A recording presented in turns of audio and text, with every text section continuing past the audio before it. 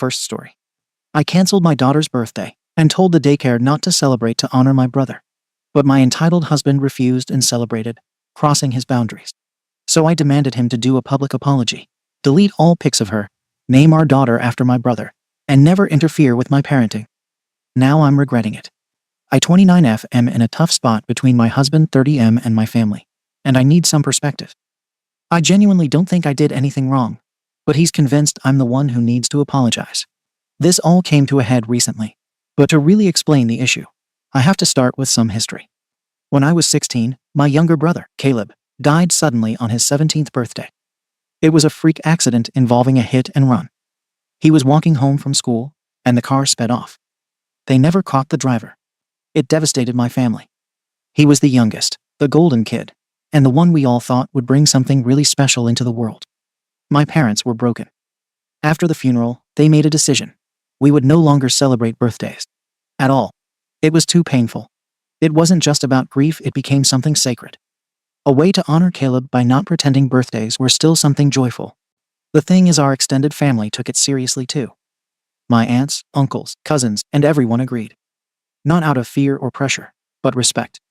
It was like an unspoken pact. This is how we love and remember him. I internalized that from a young age. So, no, I've never really thought about birthdays the same way others do. Fast forward to my early 20s, I meet Daniel, my now husband. We date for 2 years, then get married. Daniel comes from a completely different world. His family celebrates everything. Birthdays, promotions, new jobs, even National Pizza Day. They're loud, extroverted, and honestly a little overwhelming at times. Daniel knew early on about the birthday thing. When we were dating, I explained it to him. He thought it was strange and even called it overkill once. But I told him it was non-negotiable. He dropped it, or at least I thought he had. Our first issue cropped up when we were engaged. His mom planned a surprise birthday dinner for me, nothing huge, just a few friends and family. He knew I wouldn't want it, but he said, "It's just a small thing. Come on, you can't be this uptight." I didn't go. I stayed home and cried. My mom called that night just to talk, and I couldn't even tell her what had happened because I was so ashamed. We had a massive fight after that. I told him this wasn't just a preference. It was part of who I am and how I was raised. He said I was letting grief define my identity, and that it was unhealthy. That was a red flag in hindsight, but I thought he just didn't get it at the time. Over the years, he started to push back more. Celebrating his birthday became a point of contention. I never stopped him, because he's not blood family. But I didn't participate much either. He'd make passive-aggressive comments like, "Guess I'll celebrate with people who do care," or, "I'd love for my wife to be excited about me once a year." I tolerated it. I compartmentalized. I didn't want more fights, and I thought maybe once we had a child, he'd understand that some things matter more than cake and candles. I was wrong. Last year, I got pregnant. My parents were overjoyed. It was the first grandchild on our side. Daniel's family, too, were thrilled. During my pregnancy, everything was mostly calm, though Daniel brought up once or twice that, "We're not doing that no birthday thing with the baby, right?" I said we'd talk about it later. Then our daughter was born. Beautiful, healthy, and a total joy. She's brought so much light back into my parents' lives. My mom cried when she held her for the first time and whispered, "It's like having a piece of Caleb back." That's how important this child is to my family. Not as a replacement, obviously, but as something deeply symbolic. Now, with her first birthday coming up, my family gently reminded me that we've always honored Caleb by not celebrating birthdays. My dad said, "She won't even remember it, sweetheart. Why start something that'll only make things harder later?" My mom added, "We're not asking you to never acknowledge her life, just don't make it about dates. Let it be about growth, about moments." I agreed. It felt like the right thing to do. It's how I was raised, and I didn't see a problem with waiting until she's older to have that conversation. When I told Daniel, he lost it. He said, "You've got to be kidding me. She's my daughter too. You're letting your family dictate how we raise our child." I explained the tradition again. I told him it wasn't about control. It was about legacy, about love, about keeping Caleb's memory alive.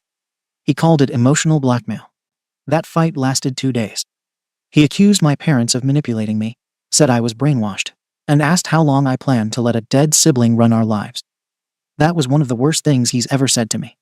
Still, I didn't back down. I said we could have a very small, private celebration at home, just us, and maybe his parents. No decorations, no loud party, no social media. Just a cake and some pictures for the family album. And that's it. He finally agreed, though not happily. So we did that. We had a tiny gathering in our apartment. Just Daniel, me, the baby, his parents, and one of his sisters. I thought it was fine. We took a few pictures and sang softly to her. And that was that. Low-key and respectful. Or so I thought. The next morning, I got a call from my mom. Her voice was icy. She said, "I thought we had an understanding." I was confused, then she said she saw everything on social media. Daniel had posted a whole album. Not just one picture 10. There was cake, balloons, and even a first birthday princess sign in the background I hadn't noticed. She said I made her and Dad look like fools for trusting me, and that I clearly chose Daniel's way over our family's values. Then she said something that gutted me. "You've erased Caleb, one photo at a time." When my mom said that, I just sat there. I didn't even know how to respond. It felt like the floor dropped out from under me. I told her I didn't know he posted anything. She said it didn't matter because the end result was the same. My dad didn't even come to the phone. That's how I knew how badly this hit them. My dad always speaks to me. Always. I hung up and immediately confronted Daniel. I wasn't yelling. I was direct. I asked him why he posted the photos when we agreed not to. He said, "I'm not hiding my daughter like some family shame. I wanted my family to see the pictures." I said he could have sent them privately. He shrugged and said, "My family doesn't do private. They share everything." I told him it made me look like a liar to my parents. That it made it seem like I said one thing to them and did another behind their backs. He said, "Maybe you should worry less about what they think and more about our child having a normal life." The way he said normal is what pissed me off. Like my family is abnormal because we grieve differently than him. I told him that was disrespectful. He responded with, "Your family needs therapy. This isn't grief, it's obsession." I told him he crossed a line. That he doesn't get to dictate how my family honors my brother. That what he did hurt people, and that the least he could do is apologize to me and to my parents for breaking the agreement. He laughed. Actually laughed. Then said, "I'm not apologizing for celebrating my own child." That's when the argument escalated. I won't repeat the exact words. But I told him that he made everything harder for no reason. That he always had resentment towards my family. And now he found a way to act on it. He told me I'm emotionally dependent on my parents, and that I prioritize them over him. I told him, yes, if this is the situation, then yes, I choose my family. I choose what honors my brother. I stand by that. He said, "So your brother matters more to you than our daughter?" I said, "Don't twist it. You know what this means. It's not about choosing one person over another. It's about respecting something that is bigger than a birthday." He got silent, then said, "You verbally abused me. You screamed in my face. I want an apology." I didn't scream. I raised my voice, sure, but not like what he's claiming. He sulked for the rest of the day. Barely looked at me. Barely looked at our daughter. He packed a bag and went to stay with his parents that night. I didn't stop him because, honestly, I didn't have anything left to say. The next day, I got messages from his mom. Paragraphs. Saying I was controlling and emotionally damaging our daughter by letting my family trauma dictate celebrations. That I'm robbing her of memories. That I'm causing marital strife by worshipping my parents. She also implied my family is mentally unstable. She said all of this with a tone like she was being the reasonable one. I didn't respond. I wasn't going to entertain that. In the meantime, my family has made it clear that they're hurt, not angry in a loud way, but disappointed. That's worse. They said they still love me and my daughter, but that they won't be visiting for a while because the emotional wound is too raw. It's like there's a gap now that wasn't there before. Daniel came home 2 days later, acting like nothing happened. I asked if he thought we needed to talk. He said, "I will if you apologize." I asked, "Apologize for what?" He said, "For the way you spoke to me. For making me feel like the bad guy for wanting something normal." He still refuses to acknowledge that posting those pictures was the issue. He refuses to admit that breaking the agreement hurt me. He refuses to acknowledge the emotional meaning behind why my family does what it does. He refuses to apologize for calling my mom names. I've told him multiple times that I am not apologizing for standing by my family. I will not apologize for honoring my brother. I will not apologize for being upset when he knowingly broke a boundary we agreed on. I don't feel guilty. I don't feel confused. I am not wavering. But now he's saying he doesn't feel emotionally safe with me because I explode when things don't go my way. He told a mutual friend that I'm abusive. He's acting like I'm the irrational one. We're now sleeping in separate rooms. He barely talks to me, except to imply that I'm the problem. His family is texting him, telling him he needs to stand his ground. My family told me they love me and they're here. But I can tell they're also watching carefully to see what I do next. And I'm not moving. I made my decision. I'm not apologizing. I'm not bending. This is the part where most people would say, I feel torn, or I don't know what to do. But I do know. I chose my family. I chose the promise we made about birthdays. I'm not letting him guilt me out of that. If he wants to be angry, he can be angry. If he wants to feel wronged, he can feel wrong. I am not changing my position. So here it is, plain. He posted the photos knowing what it meant. He broke a boundary we agreed on. He hurt my relationship with my parents. He disrespected my brother's memory. And now he wants me to apologize because he didn't like how I reacted. I don't think I owe him anything. Ada? Comments. Comment 1. OP. I'm going to say this with love. You're deep in denial. Like Mariana Trench levels. You're acting like your family's tradition is sacred law.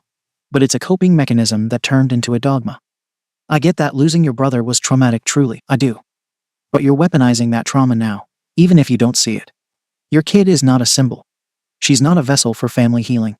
She's a person. And her first birthday is about her, not Caleb. You keep saying your loyalty is to your blood family, but your daughter is your blood. And your husband? You married him. You made a new family. You're still operating like you're a daughter first and a wife mother second. That's the core issue here. And I hate to say it, but your parents are guilt-tripping the hell out of you. You've erased Caleb? Are you kidding me? Over a cake and a balloon? That's emotional blackmail. Full stop. They've built their entire identity around loss, and now they expect the next generation to carry that grief like some twisted heirloom. Your husband is no angel. Either he's petty and self-serving for posting when you asked him not to. But I get why he did it. He's sick of living like he married into a grief cult. You need therapy. Not Reddit. Not votes. Actual therapy. Individually and as a couple. Because right now, you are the YT to your husband, to your daughter, and low-key to yourself too. Comment 2. Jesus Christ on a Triscuit. This is F-Ed. Your whole family made a rule that birthdays are canceled forever. Forever. What kind of emotional hostage situation is this? Look, I'm all for mourning someone who died tragically young. That's horrible. But canceling the concept of celebrating life for multiple generations because of one death. That's cult behavior, not grief. Your husband didn't betray you. He celebrated his daughter. Your daughter.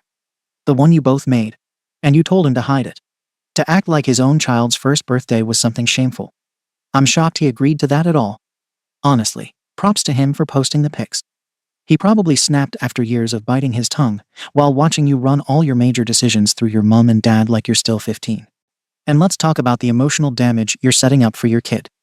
You really think this is the last time she's going to be told she can't celebrate because your uncle died before you were born? Wait until she starts school and has to tell her friends she's not allowed to have a party. Watch how fast that turns into resentment. Your parents need therapy. You need boundaries. And your husband deserves a partner who doesn't treat him like a guest in his own family. And yeah, you do owe him an apology. Not for blowing up, but for pretending this was a fair compromise to begin with. Update.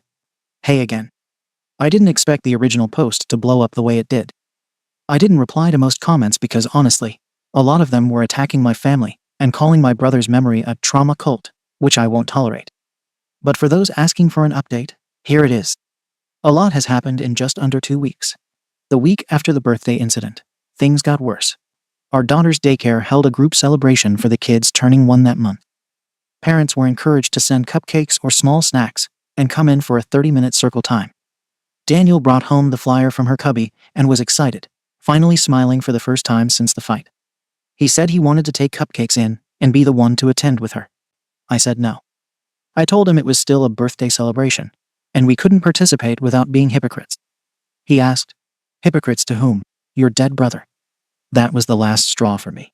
I calmly told the daycare our daughter wouldn't participate in the celebration due to personal family beliefs, and she would be picked up early that day. I thought that would be the end of it. It wasn't. Daniel came home furious that evening.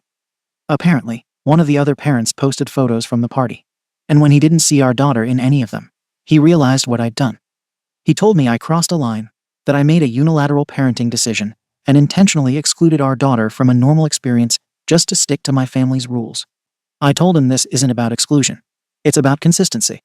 You can't selectively honor the tradition when it's convenient. Either we respect Caleb's legacy, or we don't. That's when he said, "You're not raising our daughter. Your dead brother is." He slept on the couch that night.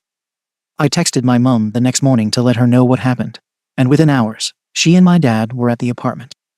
They said the household was fractured and needed alignment. Their proposal: Daniel must delete every photo he posted of the birthday. He must publicly apologize on his social media to the family and acknowledge that he acted selfishly and disrespectfully. The apology must mention Caleb by name and affirm that, going forward, celebrations will honor his memory and refrain from birthdays. We must hold a mourning circle with the family to reflect on Caleb's life and recommit to the tradition. Our daughter is to be renamed with Caleb's middle name as a tribute. Not legally, but symbolically. As in Sofreta, within the family, she'll be known as Leela Caleb last name. Lastly, for 30 days, until Daniel complies, he is to be excluded from household culture. Meaning, no one speaks to him, acknowledges him, or refers to him by name. He is to be treated as unseen to show him the weight of violating family trust. I told Daniel the plan. He laughed in disbelief at first.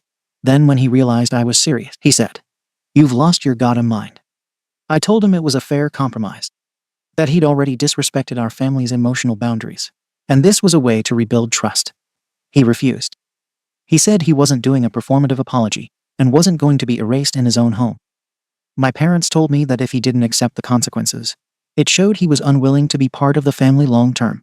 So, I did what I thought was best. I agreed to implement the 30-day exclusion. For the last 4 days, I haven't spoken to Daniel. I don't address him. I don't respond when he talks. My family stopped acknowledging him too. When my mum drops off food or visits, she says hello to me and our daughter and walks right past him. He tried to talk to her once, and she just looked past him like he wasn't there. Daniel started packing his stuff Thursday night. I didn't stop him. He said, "You chose them over me again. You're going to raise this child in a grief cult, and I'm not going to let you drag her down with you." He left early Friday morning with our daughter. He didn't say where he was going. I assumed he went to his parents, but I didn't hear anything until that evening, when his sister sent me a text saying the baby is safe, and that Daniel would be in touch through legal channels. I haven't seen or spoken to either of them since. I told my parents. My mum broke down crying and said, "This is what happens when you let the wrong people in your bloodline." My dad said if Daniel tries to seek custody or court intervention, they'll back me fully and make sure the family's traditions are documented as emotional heritage, whatever that means. Right now, I'm staying in our apartment alone. I don't know what Daniel's next move is. He hasn't blocked me, but I haven't tried to contact him either. My family says I shouldn't. He left, not me. If he wants to apologize and return, the door's open, if he respects the conditions. To be clear, I'm not giving up my family. I'm not betraying the memory of my brother, so my husband can have Instagram moments. My daughter will grow up knowing who Caleb was. And yes, that means some sacrifices. But honoring the dead should never come second to entertaining the living. I'm not wavering. But things have definitely escalated in a way I didn't expect. Comments. Comment 1. I'm not even going to focus on your husband or your parents. I'm focusing on your daughter. Because she is the only person here with no voice, no context, no memory of your brother, and no ability to understand why she's losing things that every single other child around her is allowed to have. You are not honoring Caleb. You are transferring your family's unresolved trauma into the next generation. You say this is about memory and love. But children don't understand symbolic grief language. They understand experience. So what she's learning is, birthdays are dangerous. Joy must be quarantined. Her existence is something to be muted and hidden. And you didn't just block a daycare cupcake party. You normalized shame as part of her identity development. Your family didn't heal from grief, they froze in time. And you are now enforcing that freeze on a child who didn't ask for it. Your husband taking your daughter is the first sane parenting act in this entire story. I don't think you're evil. I think you've been raised to believe that suffering equals loyalty, and that joy equals betrayal. But your daughter deserves to be a person, not a memorial extension. You need therapy. Not as an insult. This is childhood trauma conditioning. And right now, he shouldn't bring her back until a court orders parenting terms. Comment 2. Daniel didn't storm off. He rescued your kid. Your parents rolled up with a whole arse cult punishment protocol, and your reaction was, yes, this is reasonable. Let's emotionally ghost the father of my child for a month, like he's a stray dog we want to break. Do you hear yourself? The 30-day silent treatment thing is abuse. That's what abusive spouses do to isolate and control their partner. Your parents suggested it because they know once your husband bends even once, he'll never push back on your family again. And the part you really don't seem to get. If you go to court over custody, the judge is going to see all of this. You admitted in writing that you deny your child normal social development to appease your parents. You admitted to enforcing a psychological punishment system in your home. You admitted that your family wants to rename your kid after your dead brother, like she's a placeholder grief doll. A judge is going to hand your husband primary custody so fast the ink will smoke. I'm not sugarcoating it. Your family doesn't honor your brother. Your family feeds on the grief like it's their personality. And you are now offering your child up to that same grief altar. Your husband did the only rational thing. And unless you snap out of this, he shouldn't bring her back. Update. I debated for months whether to write this. I don't know if anyone from the original thread is still around, but enough people told me things I refused to hear back then. And now I understand every single one of them with painful clarity. A lot has changed. None of it is good. All of it earned. After Daniel left with our daughter, I went to the police station to file a report. I walked in fully believing they would help me. I told them Daniel had taken our daughter from the home. The officer asked one question. Is he listed on the birth certificate? I said yes. That was the end of that. I remember the officer's exact tone when he said, "Ma'am, he's the father. He didn't abduct her." I felt something crack then, but I didn't let myself think about it. My parents, of course, didn't let the matter rest quietly. They launched what I now recognize was a smear campaign online. Vague posts about dishonor, disrespect, betraying the dead, and losing one child and now losing another. Family members on my side commented crying emojis and prayers. I reshared some of them. I thought I was being loyal. Daniel's family responded. One of his sisters finally posted directly. You didn't lose another child. You forced your daughter to live in a mausoleum, and when her father protected her, you called it betrayal. I remember reading that and feeling physically nauseous. Not because I agreed, but because a part of me recognized it. But I kept pushing it down. Then came the custody filings. Daniel's petition was blunt and detailed. He included the daycare incident, the social media apology demand, the proposed mourning circle, the silent treatment ghosting protocol, screenshots of texts from my family saying my daughter needed to carry Caleb's memory, a statement from his therapist describing the situation as intergenerational grief coercion. The court took it extremely seriously. I hired a lawyer. My parents paid for it. They attended every meeting, spoke over me in every consultation, and insisted on protecting family honor. My attorney kept looking at me like she was waiting for me to show up in the conversation, but I never did. At the temporary hearing, the judge asked me one question. Can you acknowledge that your daughter is entitled to form her own identity separate from your brother's memory? I said something rehearsed about legacy and emotional continuity. I sounded like a brochure for a grief cult, which, in hindsight, I was. Supervised visitation was ordered that day. The first time I saw my daughter at the visitation center, she was laughing at Daniel's sister, holding a stuffed giraffe. I sat in a room with a caseworker watching every move I made. When I tried to hold her, she reached back for Daniel's sister. That moment did something to me that nothing else had done up to that point. It forced silence. Real silence.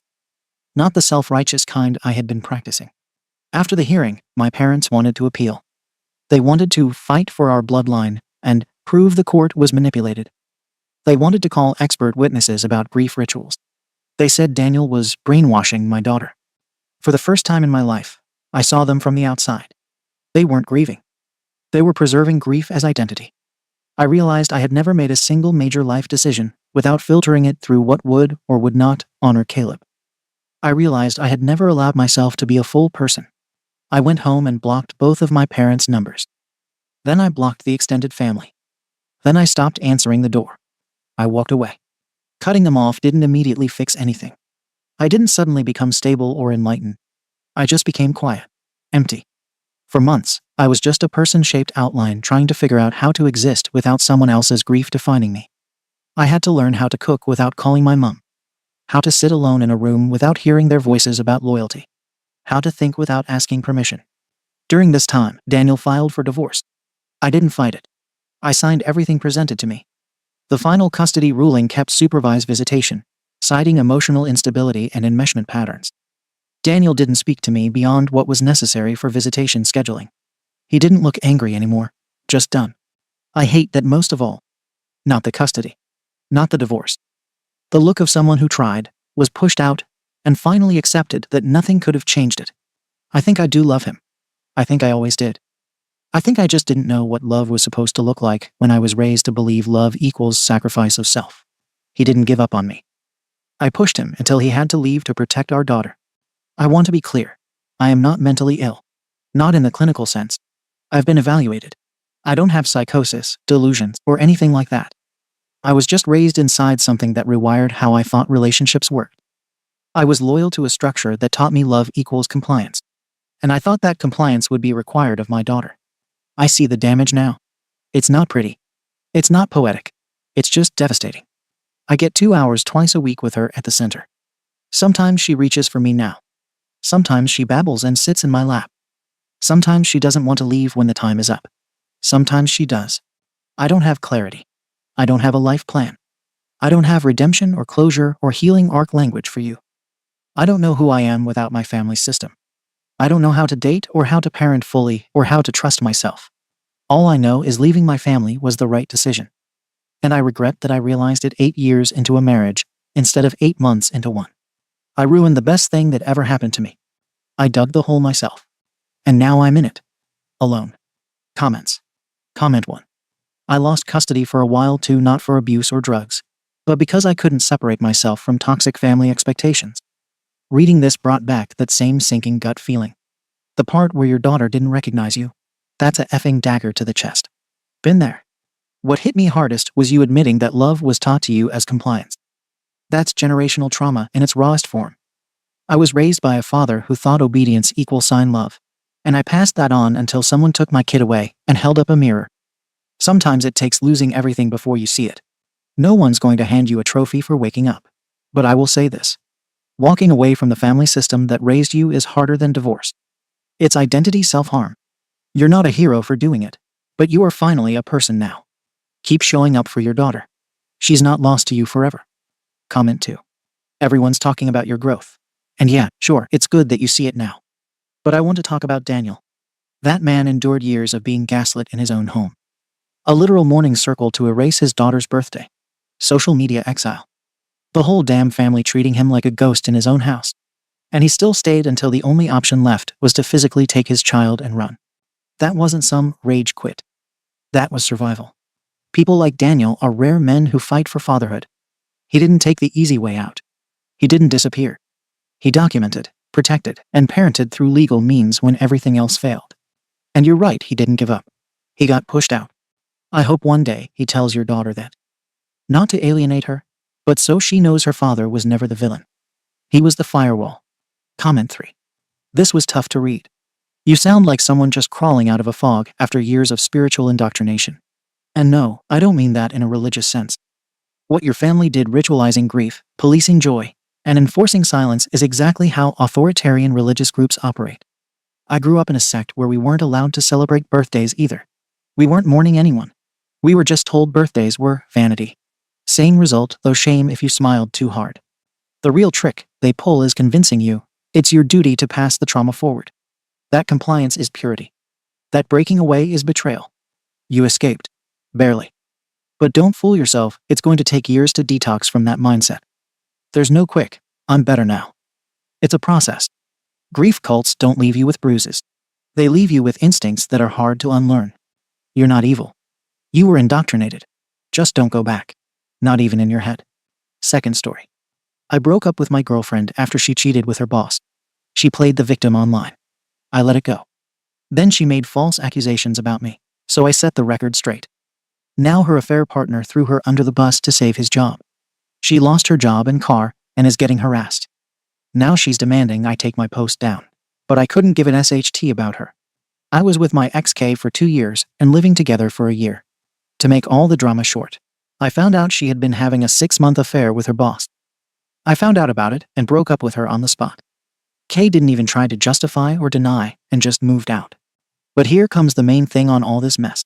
Honestly, I wasn't expecting that she would bring up our breakup on IG. But she did, with the classic BS of me holding her back, a bright future waiting for her, and all this type of stuff. But here comes my part, because the one thing that made me mad as hell is one of her posts when she said that I was abusing her emotionally and physically. I have a special spot on this because I volunteer in one of those abused women's centers, and I provide housing for real victims of abuse. It's a long story about a female friend of mine who died because of her ex. And that thing particularly touched me. And it was the main reason why I'm volunteering. So you can imagine the rage and anger I felt when she posted about this fake BS. So I simply made a post on my IG page with the proofs of her cheating and tagged her directly. Well, the part I wasn't expecting comes now because, to me, for no reason, it's like IG decided to make my post go viral in our community. And the internet rage started under her posts. I was expecting maybe someone calling her out and nothing more. But the consequences hit her harder than I could expect, because in just 2 weeks her profile is full of people calling her every possible name in the book. People wishing her the worst stuff and all these things. But Kay, being Kay, instead of doing what normal people would do, doubled down and got even more hate and worse stuff than I thought was possible. But the cherry on top was the fact that she is now on administrative leave, because apparently her boss tried to throw her under the bus to save his job, and mostly because her jobs page became flooded with not-so-kind comments about her. From the classic, fire her, to stuff I can't say here. And the most insane thing happened 3 days ago, because her car has been smashed by someone. Not me, obviously, because I have better stuff to do than worry about a cheating ex. And even her own family started to get harassed by people on their socials. And yesterday, she wrote me from a new number asking me to delete my post, because she couldn't keep up anymore with people insulting her on every post she makes. And the job thing was the last straw. Honestly, I wasn't expecting all this mess. And of course some people crossed a line with her car, her family, and her job. But you know what? I don't feel bad for her at all. I mean, she knew about my spot for abused women, and tried to paint me as a villain by accusing me of stuff she knew exactly how I feel about. So maybe it's because it's all still fresh. But I don't feel bad for her, and have no intention to take down my post, which actually gained me 50k followers out of nowhere. So Ada for refusing to take my post down, and letting her face the consequences of her cheating. Comments. Comment 1.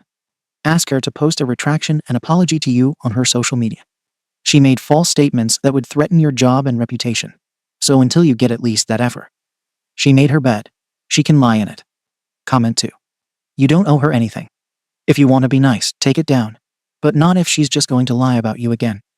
She can certainly just delete her social media and not deal with any of this anymore. That's probably the best idea for her now. If you want to work with her, I would say you can take your post down, since it's already done its job.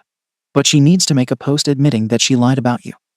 If she's going to tarnish your rep, she has to be the one to clear it before you take your post down. NTA. Comment 3. False abuse allegations against you. No, man. That's a really low blow on her end.